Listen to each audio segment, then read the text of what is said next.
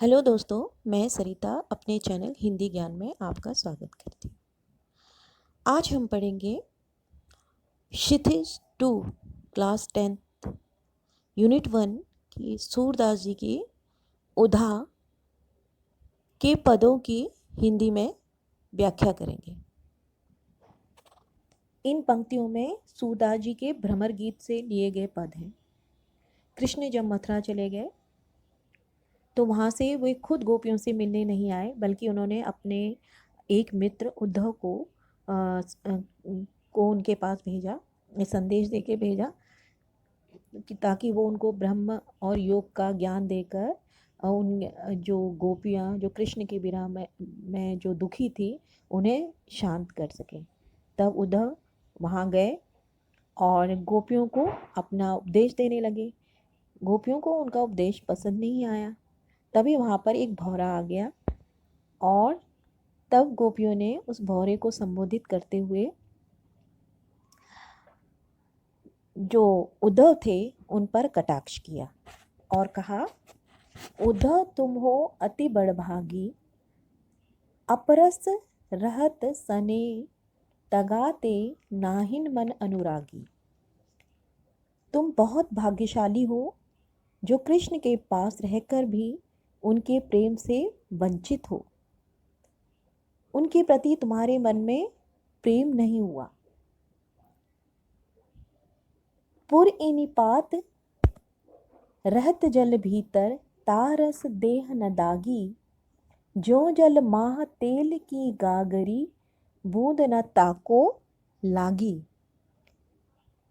उन्होंने उद्धव की तुलना पहले कमल से कहा कि तुम कमल के से की उन्होंने कि तुम कमल के उस पत्ते के समान हो जो जल में रहता है पर जल में डूबने से बचा रहता है।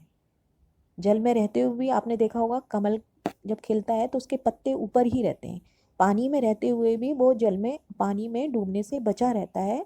तो उन्होंने उद्धव से कहा कि आप कमल उद्धव के लिए कहा कि आप कमल के उस पत्ते के समान हो जो पानी में रहते हुए भी पानी में डूबने से बचा रहता है।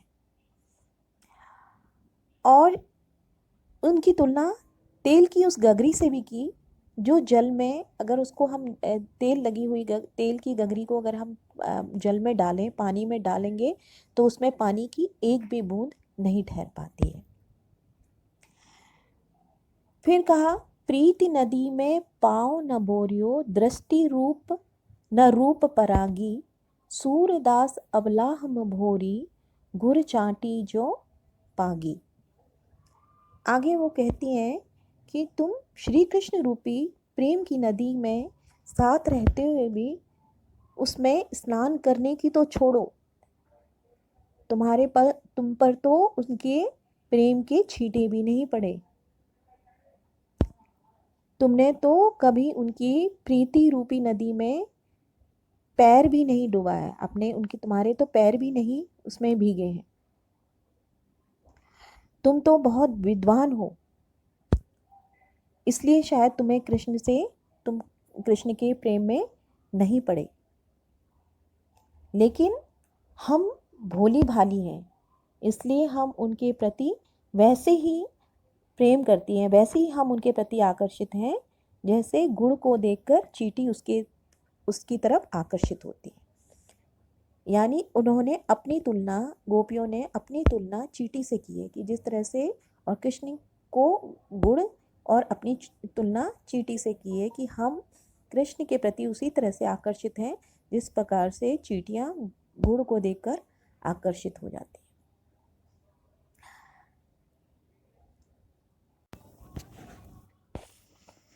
अब दूसरे पद में गोपियाँ उद्धव से कहती हैं,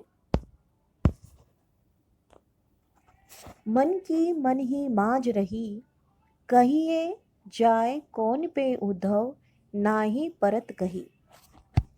वे कह रही हैं अब हमारे मन की बात हमारे मन में ही रह गई। वे कृष्ण से बहुत कुछ कहना चाहती थी, इसलिए वे कह रही हैं अब हमारे मन की बात हमारे मन में ही रह गई है, क्योंकि अब वे उद्धव को अपना संदेश पहुंचाने के लिए उचित पात्र नहीं समझ रही हैं। तो वो कह रही हैं कि हमारे मन की बात अब मन में ही रह गई है। अवधि अवधि आसार आस आवन की तन मन विधा सही, अब इन जोग संदेशनी सुनी सुनी विरहिनी विरह दही। इतने समय से हम इस आशा में अपने तन और मन के जो विरह था उसको सहन कर रही थी कि एक न एक दिन कृष्ण वापस आएंगे तो हमारे सारे दुख जो हैं वो दूर हो जाएंगे। परंतु कृष्ण के ज्ञान और योग का संदेश भेज कृष्ण ने उद्धव को भेजकर जो ज्ञान और योग का जो संदेश भेजा उससे उनको दुखी हो गई है, उससे उनको दुखी कर दिया है और अब वो विरह की अग्नि में जलने लगी है।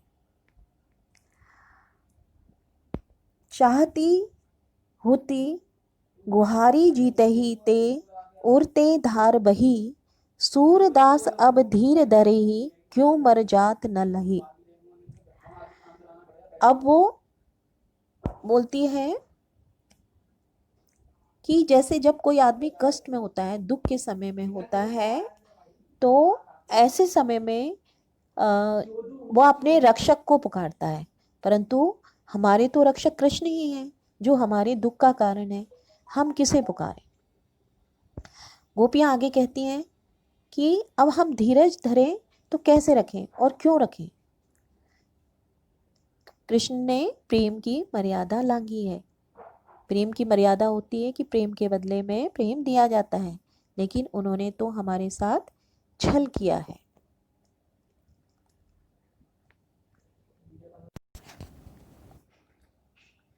तीसरा पद है, हमारे हरि हारिल की लकड़ी, मन क्रम बचन नंद नंदन उर यह दृढ़ करी पकड़ी। गोपियाँ उद्धव जी से कहती हैं कि कृष्ण हमारे लिए हारिल की लकड़ी है। हारिल एक पक्षी का नाम है जो कि लकड़ी को हमेशा अपने पंजे में दबाए रहता है। तो कहती हैं कि जो कृष्ण हैं वे हमारे लिए हारिल की लकड़ी के हारिल पक्षी की लकड़ी की तरह हैं। हाँ, वे हमारा एकमात्र जीवने का सहारा है। मन मन क्रम बचन नंद नंदन और यह दृढ़ करी पकड़ी। हमने मन से वचन से क्रम से नंद के पुत्र कृष्ण को अपना माना है। जागत सोवत स्वप्न दिवस निसी, कान कान जक री, सुनत जोग लागत ऐसो जो करूरी ककरी।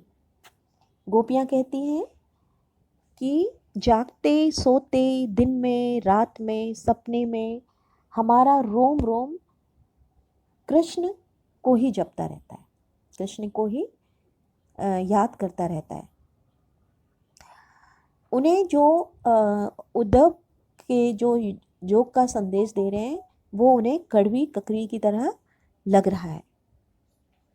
आगे कहती है,